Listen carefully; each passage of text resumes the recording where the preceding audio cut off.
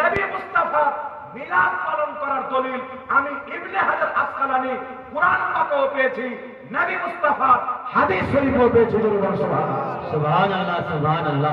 আরেকটু জোরে বলতে হবে সুবহানাল্লাহ সুবহানাল্লাহ।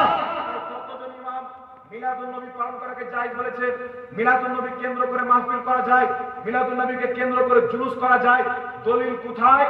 হাদিসটি মাজমাউ জাওয়াইদের মধ্যে মায়েশা রাদিয়াল্লাহু তাআলা আনহা বলছেন, তা যাকারা রাসূলুল্লাহ সাল্লাল্লাহু আলাইহি ওয়াসাল্লাম ওয়া আবু বকর রাদিয়াল্লাহু তাআলা আনহু মিলাদুহুমা ইনদি। মায়েশা সিদ্দিকা রাদিয়াল্লাহু তাআলা আনহা বলেন, দয়ার নবী মায়ার নবী আমার হুজরাতে উপস্থিত ছিলেন, আমার পিতা আবু বকর সিদ্দিক উপস্থিত ছিলেন, তিনারা দুইজনে উপস্থিত হয়ে কি করলেন?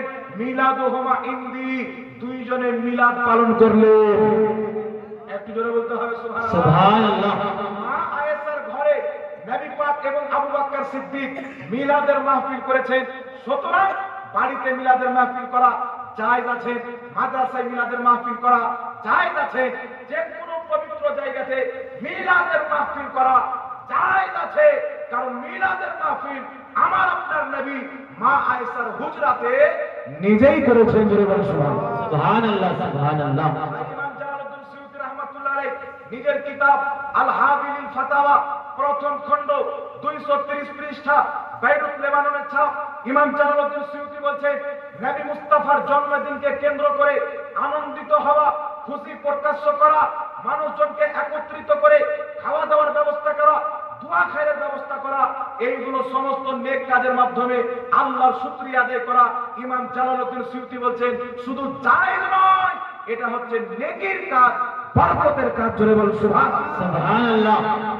বিশ্ববিখ্যাত ইমাম শারহে বুখারী ইমাম কাসতালানী রাহমাতুল্লাহ আলাইহি নিজের কিতাব মাওয়াহিবুল্লাহ দুনিয়ার মধ্যে লিখতেছেন, মিলাদুন নবী পালন করা যায়। আর যেই মুসলমান নবী মুস্তাফার জন্মের দিনকে মিলাদুন নবীর মনে করে ঈদের দিন বানিয়ে নিয়েছেন, আল্লাহ তাবারাক ওয়া তাআলা তাদের উপরে রহমত নাযিল করবে, তাদের উপরে বরকত নাযিল করবে। জোরে বল সুবহানাল্লাহ। দ্বিতীয় নম্বর ইমাম বিশ্ববিখ্যাত মুফাসসির তাফসীরে রুহুল বায়ানের মধ্যে ইমাম ইসমাঈল হাক্কি রাহমাতুল্লাহ আলাইহি, যিনি মক্কা মদিনার ইমাম ছিলেন, তিনি ফতোয়া দিয়েছেন, যেই গ্রামে মিলাদুন নবী পালন করা হয় ওই গ্রামে 1 বছর আল্লাহর রহমত নাযিল হয়। বল সুবহানাল্লাহ। নারে তাকবীর। তার মধ্যে লিখেছেন মিলাদুন নবী পালন করা যায়। ইমাম ইবনে হাজার আসকালানী রাহমাতুল্লাহ আলাইহি নিজের কিতাব মাউলুদে কবির কিতাবের মধ্যে লিখেছেন মিলাদুন নবী পালন করা যায়।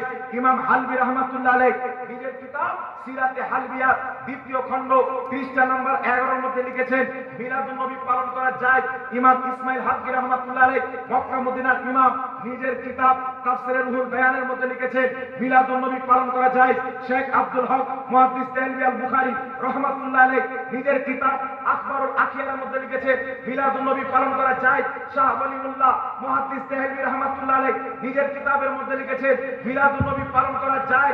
বিশ্ববিখ্যাত ইমাম ইবনে সালেহ সামি রাহমাতুল্লাহ আলাইহি নিজের কিতাব সুবুলুল হুদা ওয়া রশাদের মধ্যে লিখেছেন মিলাদুন নবী পালন করা জায়েজ আছে।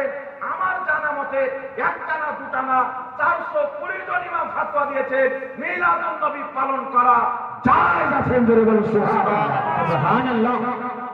আমি কত ফতোয়া দিলাম? 420 জন ইমামের নাম বললাম। যদি কোনো ব্যক্তি বলে মিলাদুন নবী পালন করা না যায়, তোমার কি হাইসিয়ত আছে তোমার কথা মেনে নেব? বাপের বেটা থাকলে দলিল দাও। কোন কিতাব আছে না যায়? কোন ইমাম বলেছেন না যায়? দলিল যদি না দাও, না তোমার যুক্তি মানা যাবে, না তোমার ফতোয়া মানা যাবে। উম্মতের ইমাম যেটাকে যাই বলেছে কিয়ামত পর্যন্ত যাই করে বল সুবহানাল্লাহ। এইবার শুনেন মিলাদুল ইসলাম আহলে হাদিস ভাইদের সবচেয়ে বড় ইমাম ইবনে তাহমিয়া নিজের কিতাব ইক্তেদাউল সিরাতে মুস্তাকিমের মধ্যে লিখেছেন যারা মিলাদুন নবী পালন করে, নবীর মুহাব্বতি করে, নবীর মুহাব্বতে পালন করার কারণে আল্লাহ তাদেরকে প্রচুর নেকি দান করবে। আপনার আব্বার কিতাব তো কমপক্ষে পড়তে হবে, হাদিস কোরআন না পড়ে নিজের কিতাব তো কমপক্ষে পড়তে হবে। আর আমার জানা মতে এই পৃথিবীর মাটিতে ইসলামের মধ্যে যত ফিরকা তৈরি হয়েছে সবার কিতাবের মধ্যে লেখা আছে মিলাদুন নবী পালন করা জায়েজ আছে। জোরে বলতে হবে সুবহানাল্লাহ। আরেকটু জোরে বলতে হবে সুবহানাল্লাহ। প্রশ্ন হচ্ছে মিলাদুন নবীতে জুলুস বের করা যাবে কি যাবে না? একটি কথা মনে রাখবেন, জুলুস বের করা এটা সুন্নাত থেকে প্রমাণিত, হাদিস থেকে প্রমাণিত। কিতাবটির নাম মুসলিম শরীফ। কি নাম? বুখারী শরীফের পরে মুসলিম শরীফ কিতাবটির নাম। আমার নবী আপনার নবী সাল্লাল্লাহু আলাইহি সাল্লাম হিজরত করে মক্কা থেকে মদিনা যাবে, মদিনার সমস্ত সাহাবী মিছিল বের করেছিলেন। হাদিসের শব্দ ফাসাইদার রিজালু ওয়ান নিসাউ ফাওকাল বুয়ুত তাফাররাকাল গিলমানু ওয়াল খাদ্দামু ফিতুরু ইউনাতুনা ইয়া মুহাম্মদ ইয়া রাসূলুল্লাহ। সাহাবায়ে কেরাম নবী মুস্তাফার আগমনে মিছিল বের করেছিলেন আর সকলের জবানে নাম নারা ছিল ইয়া রাসূলুল্লাহ ইয়া মুহাম্মদ ইয়া রাসূলুল্লাহ। সুবহানাল্লাহ। অনেক লোক খুঁজে পায় না ইয়া রাসূলুল্লাহ স্লোগান নাই, আল্লাহু আকবার বলে দিল শেষ। উমুক হুজুরের আগমন, উমুক হুজুরের আগমন জিন্দাবাদ, নারে তাকবীর। উমুক হুজুরের আগমন মানে আল্লাহর পরে ডাইরেক্ট হুজুর নবী বাদ। ওই জালসা কবুল হবে? জোরে বলে। ওই মাহফিল আল্লাহ দরবারে কবুল হবে যেই ব্যক্তি নারায়ে রিসালাতকে লাগায় না, ইয়া রাসূলুল্লাহর স্লোগান দেয় না। ইয়া রাসূলুল্লাহর স্লোগান না দেওয়া এটা কোন মুসলমানের চরিত্র না। ফতোয়াটি আমার না, ফতোয়াটি হচ্ছে ইমাম ইবনে কাসির, ইবনে তাহমিয়ার ছাত্র, আহলে হাদিস ভাইদের ইমাম ইবনে কাসির নিজের কিতাব আল বিদায়া ওয়ান নিহার মধ্যে লিখেছেন, আবু বকর সিদ্দিকের খেলাফতের জামানায় সাহাবায়ে কেরাম যুদ্ধ করতে গিয়েছে, কাফিররা বলছে আল্লাহু আকবার, সাহাবাও বলছে আল্লাহু আকবার। কাফিররা বলছে আল্লাহু আকবার, সাহাবারা বলছে আল্লাহু আকবার। সাহাবা চিন্তায় পড়ে গেল আমাদেরকে আর ওদেরকে। আচ্ছা বলেন তো বাবা, পাকিস্তান যুদ্ধ করতে আসছেন, হিন্দুস্তান লড়বে, পাকিস্তানও বলছে হিন্দুস্তান জিন্দাবাদ আর আমরাও বলছি হিন্দুস্তান জিন্দাবাদ, তো আপনি কাকে মারবেন বলেন? একটা হাক্কা বাক্কা হবেন কি হবেন না? সাহাবায়ে কেরাম হাক্কা বাক্কা হয়ে কি করলেন? সাইয়েদনা আবু বকর সিদ্দিক আমিরুল মুমিনিন প্রথম খলিফা, নবী পাকের সাহাবী বন্ধু রাদিয়াল্লাহু তাআলা আনহুকে চিঠি লিখলেন, হুজুর আমরা যখন আল্লাহু আকবার বলি কাফিররা আল্লাহু আকবার বলে, তাহলে আমরা এখন করবটা কি? আবু বকর সিদ্দিক উত্তর দিচ্ছেন, কাফির যখন আল্লাহু আকবার বলবে তোমরা ইয়া রাসূলুল্লাহর স্লোগান দেবে। কাফির যখন আল্লাহু আকবার বলবে তোমরা ইয়া রাসূলুল্লাহর স্লোগান দিবে, ইয়া মুহাম্মাদের স্লোগান দিবে। ইবনে কাসির আল বিদায়া ওয়ান নিহার মধ্যে লিখছেন, ওয়া কানা ইয়াউমাইযিন শিআরুল মুসলিমিনা ইয়া মুহাম্মদ ইয়া রাসূলুল্লাহ।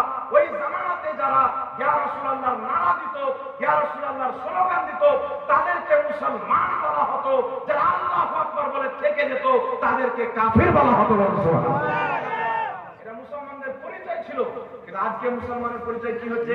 হুজুরের নারা লাগান কোনো অসুবিধা নাই, নারে রিসালাত ইয়া রাসূলুল্লাহ স্লোগান দিলে মাথায় ব্যথা হয় কি হয় না বাবা? আচ্ছা বলেন তো আল্লাহ পরে কার বেশি মর্যাদা, হুজুরের না নবীর? নবীর। একটু জোরে বলতে হবে। কোরআন পাকে আল্লাহ বলেছেন, ওয়া রাফা'না লাকা যিকরাক, মাহবুব তোমার জিকিরকে আমি উঁচু করে দিয়েছি। তাফসীরে ইবনে আব্বাস সাহাবীর পড়া তাফসীরের কিতাব তাফসীরে ইবনে আব্বাসের মধ্যে আব্দুল্লাহ ইবনে আব্বাস তাফসীর করছেন, ফাইজা যুকিরতু যিকিরতা মাই, আল্লাহ নবীর জিকিরকে উঁচু করেছেন। এর অর্থ হলো যেখানে আল্লাহর জিকির হবে আল্লাহর পরে পরে নবীরও জিকির হবে। সুবহানাল্লাহ। নারা হবে আল্লাহর, তারপরে নবীর নাম, আযানে আল্লাহর নামের পরে নবীর নাম, নামাজে আল্লাহর নামের পরে নবীর নাম, কোরআনে আল্লাহর নামের পরে নবীর নাম, হাদিসে আল্লাহর নামের পরে নবীর নাম, মাহফিলে বক্তব্যতে আল্লাহর নামের পরে নবীর নাম। সুতরাং স্লোগান হবে আগে আল্লাহর নামের পরে নবী মুস্তাফার নামের জন্য বলুন সুবহানাল্লাহ। হুজুরের নামের স্লোগান দিয়েন না, কোনো অসুবিধা নাই, কিন্তু নবীর নামের স্লোগান চলবে। যদি আপনি নবীর কলমা পড়ে থাকেন, আপনি যদি বলেন না আমি হুজুরের কলমা পড়েছি, তাহলে কোনো অসুবিধা নেই। কথা বুঝে ঠিক আছে নি বাবা? কারণ হুজুরকে বাদ দিলে ঈমান চলে যাবে না, নবীকে বাদ দিলে ঈমান যাবে। ঠিক না বেঠিক? হুজুরকে বাদ দিলে ঈমান নষ্ট হবে না, নবীকে বাদ দিলে ঈমান নষ্ট হয়ে যাবে। তাই যেখানে নবীর স্লোগান হবে সেখানে আল্লাহর স্লোগান হবে। যদি বলেন না সুবহানাল্লাহ। তাহলে কোন ব্যক্তি যদি উযু করে সুন্দর পোশাক পরে আল্লাহর নামের নবীর নামের স্লোগান দেয়, দুরূদ